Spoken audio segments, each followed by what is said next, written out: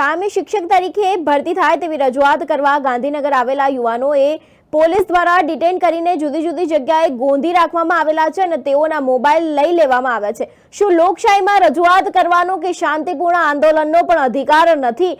ગુજરાતની અસ્મિતાને ઠેસ પહોંચાડતું તાનાશાહી ભાજપ સરકારનું રાક્ષસી વર્તન સામે આવ્યું છે। ગાંધીનગરમાં ટેટ ટાટ પાસ ઉમેદવારોને ભરતી પ્રક્રિયા ના કરતા વિરોધ પ્રદર્શન કરતા ઉમેદવારોને બેફામ રીતે અટકાયત કરવામાં આવી રહ્યા છે। રોજગારીના હક માટે લડનાર વિદ્યાર્થીઓને સરકાર દ્વારા આવી રીતે હેરાન કરવામાં આવી રહ્યા છે, જે બિલકુલ અયોગ્ય છે। વિદ્યાર્થીની બહેન પોતાના હક માટે લડી રહી છે અને રોડ ઉપર તેને ઢસડીને લઈ જવામાં આવે છે, તેની ટીંગાટોળી કરીને તેની અટકાયત કરવામાં આવે છે। એ કેટલું યોગ્ય છે તેવા અનેક સવાલો ઉભા થઈ રહ્યા છે। એક દીકરી સાથે આવા ગેરવર્તનને ગુજરાત અને ગુજરાત કોંગ્રેસ સહન નહીં કરે તેવું શક્તિસિંહ ગોહિલે કીધું હતું। ગાંધીનગરમાં ટેટ અને ટાટ પાસ વિદ્યાર્થીઓ સરકાર ભરતી કરે એના માટે માંગણી કરી રહ્યા છે કે કાયમી ધોરણે શિક્ષકોની ભરતી થવી જોઈએ। લોકશાહી વ્યવસ્થામાં માંગણી કરવાનો, રેલી કાઢવાનો, આંદોલન શાંતિપૂર્ણ કરવાનો એ બંધારણીય અધિકાર છે। મને અત્યંત દુઃખ છે કે આપણા ગુજરાતના એ યુવા સાથીઓ જેને ટેટ અને ટાટની પરીક્ષા પાસ કરી છે અને જેઓની માંગણી છે કે અમારી કાયમી ધોરણે શિક્ષકો તરીકેની ભરતી થવી જોઈએ, સામા પક્ષે સરકારમાં પુષ્કળ શિક્ષકોની જગ્યાઓ ખાલી છે। કોઈ જ્ઞાન સહાયક કે ટેમ્પરરી શિક્ષકથી ના તો શિક્ષકને સંતોષ મળે, ના ભણનાર વિદ્યાર્થીઓને સંતોષ મળી શકે। એક વ્યાજબી માંગણી કે ભાઈ ટાટ અને ટેટ પાસ થયેલા વિદ્યાર્થીઓની કે અમને કાયમી શિક્ષક તરીકે ભરતી કરો। ચૂંટણી પહેલા આજ સરકારે, કારણ કે મતો લેવાના હતા એટલે વાત કરી હતી કે 15 જૂન સુધીમાં આ બધી ભરતીઓ કરી દઈશું। હવે 15 જૂનના બદલે આજે 18 જૂન થઈ તો આ યુવાનો માત્ર ગાંધીનગરમાં રજૂઆત કરવા માટે ગયા અને ગાંધીનગરમાં રજૂઆત કરવા જાય આપણા જ ગુજરાતના યુવાનો એ કોઈ આતંકવાદી નથી।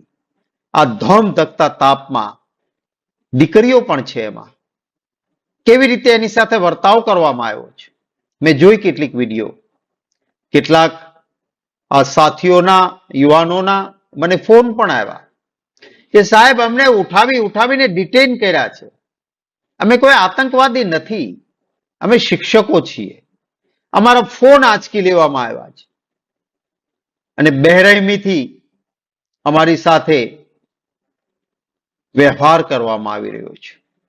હું વિનંતી કરીશ ગુજરાત રાજ્યના માનનીય મુખ્યમંત્રીશ્રીને કે આ પ્રકારે જો આપની સરકારમાં ચાલતું હોય તો આ વ્યાજબી નથી।